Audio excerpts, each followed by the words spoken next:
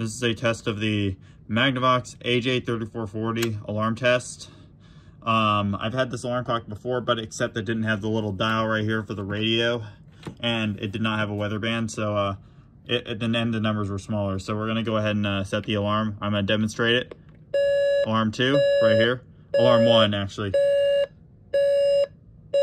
You also use the radio or alarm buzzer. Shut it off. Now I'm going to set alarm 2. It's a higher pitch, and also do radio.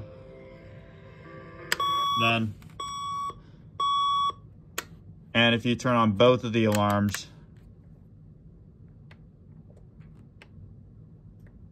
so alarm.